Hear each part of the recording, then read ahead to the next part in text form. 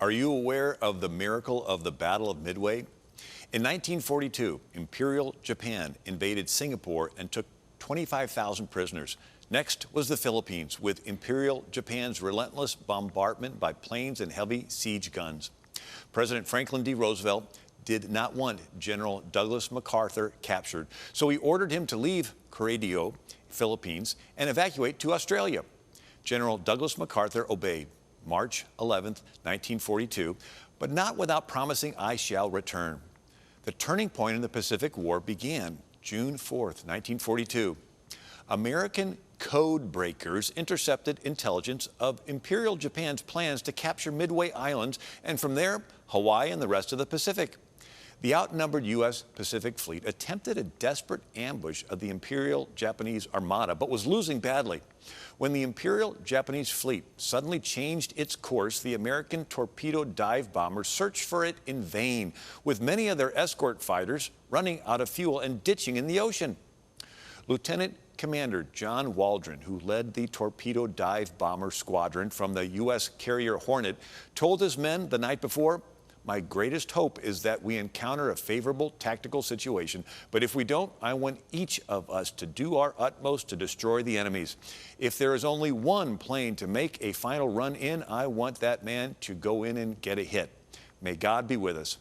Waldron's squadron was the first to spot the Imperial Japanese Fleet. Flying in at low altitude, they suffered the full force of Japanese defenses. Out of 30 of Waldron's men who took off that morning, only one survived. Waldron received the Navy Cross posthumously.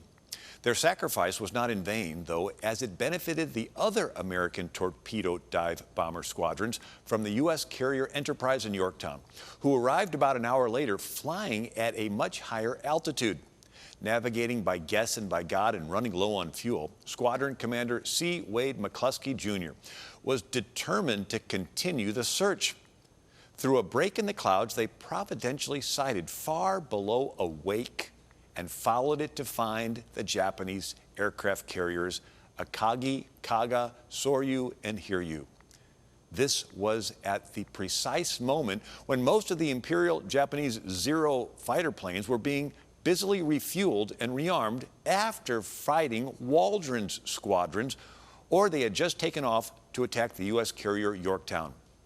In just 5 minutes, the screeching American torpedo dive bombers sank 3 Imperial Japanese carriers and a 4th shortly after.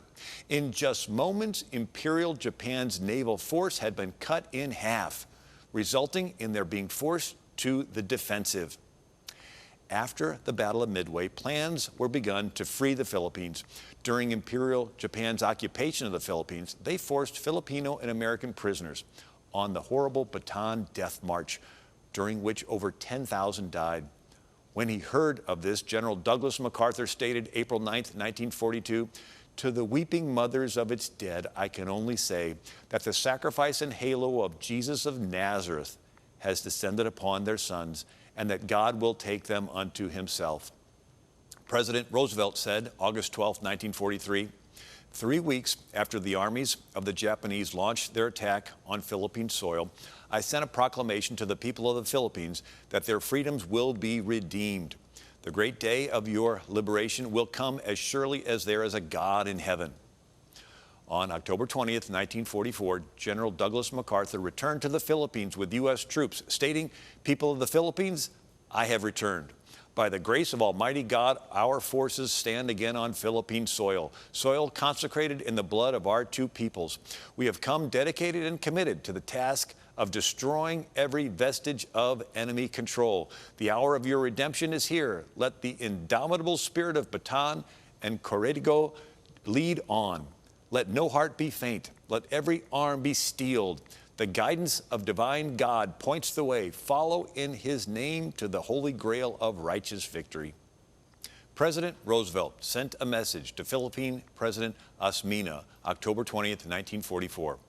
On this occasion of the return of General MacArthur to the Philippine soil, with our airmen, our soldiers, and our sailors, we renew our pledge. We and our Philippine brothers in arms, with the help of Almighty God, will drive out the invader. We will destroy his power to wage war again, and we will restore a world of dignity and freedom. America and the Philippines have a heritage of faith, and it's important for us to remember how our leaders and our soldiers and sailors and airmen relied on God